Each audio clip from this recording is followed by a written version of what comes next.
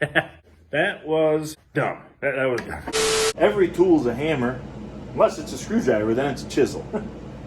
We need a torch. Hate that nut. We're not doing that. Because it ain't built till it's overbuilt.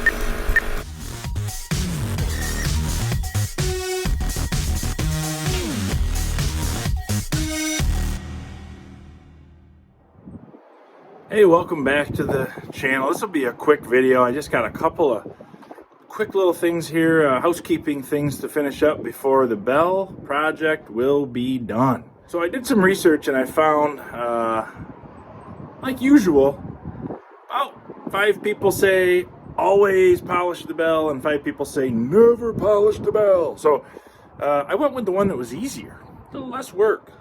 We cleaned the bell, my buddy Dave and I cleaned it. And I put a coat of wax on it. That was pretty unanimously accepted that you should put a coat of wax on the belt. It keeps it clean, keeps stuff from sticking to it, whatever. So I did a coat of wax on the belt.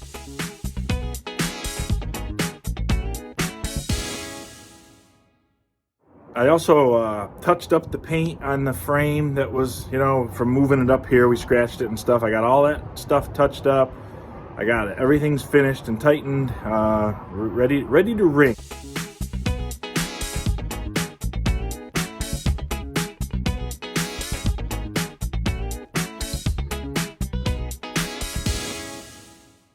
She's ring ready now. So I was actually able to find some instructions online, if you can believe it, from the original manufacturer. It's actually in the Library of Congress website. As a historical document. It was kind of neat. It's the sales literature from these bells when they were built back then, back in the 1860s, 50s through 70s, I guess it was. And it talked in there about there's adjustments you can do on the bell. So the bell rings a lot easier now. You pull the rope with one hand, it's a lot easier. So there's an adjustment you can do that'll make the rope pull a little harder, but the bell ring louder. So I made that adjustment.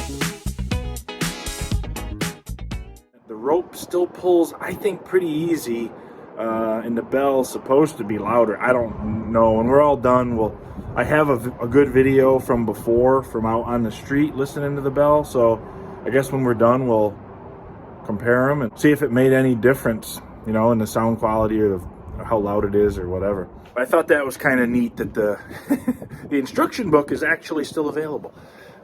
Much as I hate reading instructions, those were kind of cool. So I'm back up here today. I've got some cleaning to do, if you can believe it. There's still cleaning, and I'm just prepping the floor up here for paint, because remember, the floor is actually a roof, so it has a lot of holes, and I want to try to seal them. In fact, let me just show you what I'm up to today. So I already spent one day, well, not a whole day, 3 or 4 hours up here cleaning, and I got this whole side over here. And I know it's hard to see because there's all this framing in the way and stuff, but the floor over here is pretty clean. We had some wicked wind and it's blown some of this dust back in here. When I say dust, I mean, more poop. Bird poop. So it's blown around. What I didn't get cleaned up has blown around. But it's pretty good, pretty clean. You can see out through, let me put you down here. See out through there where the water runs back out, That's at the bottom of every one of these louvers. It's a drain that goes back out. So those are all plugged up with straw and stuff, and that's how the water runs back out. But the tin, this tin is very old, and there's places like this where the tin is worn right through, and it's rusty, and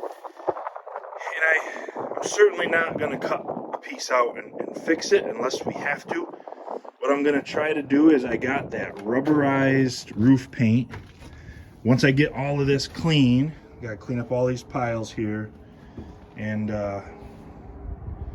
I still got this whole other side to clean over here. But once I get all this stuff clean, I'm gonna drag up my shop vac, try to get all the dust cleaned out, and then I'm gonna paint it with this rubberized paint. hopes that it'll seal everything up. And if it doesn't, well, we'll have to cut out. See, like right there's a big punky spot in the tin. The wood underneath is still good, but the tin's bad. I'm hoping I haven't made a horrible mistake, because I didn't get many good videos looking down like this before. But if you'll remember, the hay and the bird manure and stuff was like halfway up on this beam going around the outside of the building. It covered mostly this access panel in the center. You couldn't even tell that was a separate panel, and you couldn't tell that this roof sloped away like it does. You see in the corners it's high, and then it slopes, all four sides are sloped down, but you couldn't tell that. It was right full. And I'm hoping I haven't made a horrible mistake by cleaning it, and then now all of a sudden we get roof leaks, because that would be a disaster. I'll be watching really closely for that. I'm hoping that it actually drains properly, and this rubberized paint I'm putting down is the ticket to seal up anything that would want to leak. So that's what we're going with for now.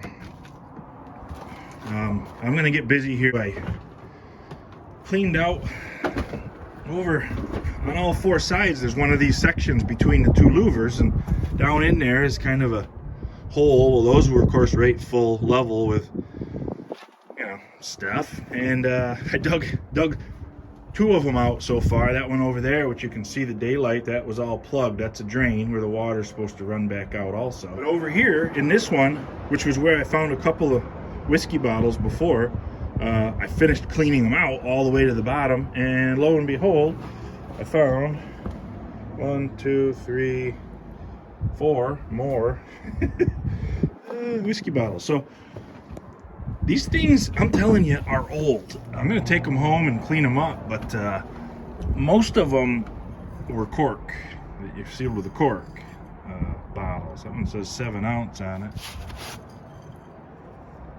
Warranted flask, 7 ounce. So I don't know. I mean, could it have been, you know, mineral spirits for painting or something? Anything's possible. This one's guaranteed full, half pint. Also, could have been, you know, blackberry brandy or something. And that one down there is a big bottle that has a cork still in it, and that one I'm pretty certain was whiskey, but they're kind of neat. So I'm gonna get at it. I don't know if I can get a decent video for you. All I have is my phone. It's hard to get a shot set up, but we'll see. Anyways, next video you see is gonna be this place done. So this one will be a quick one, and then we'll move right into the final product.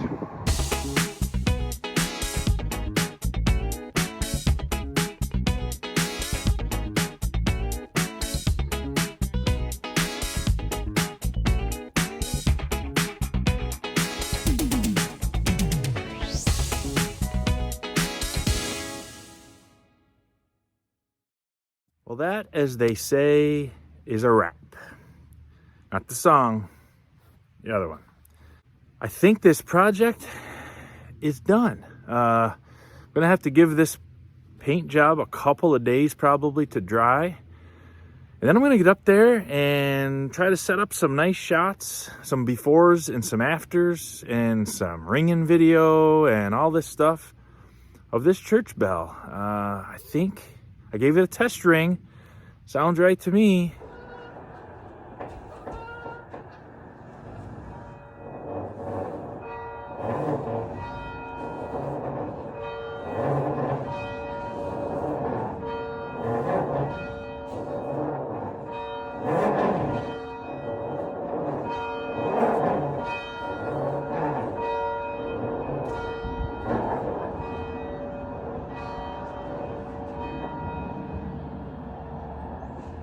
We'll throw something together here, and that'll wrap this project up, and I can move on to the next. Thanks very much for watching. I appreciate your time. Make sure you tell your friends they need to be watching The Town Tinker. Get down there, click subscribe, click the bell, send me a message, do all those things. YouTube likes it when you do all those things, so just go along with it. God bless you. God bless the United States of America.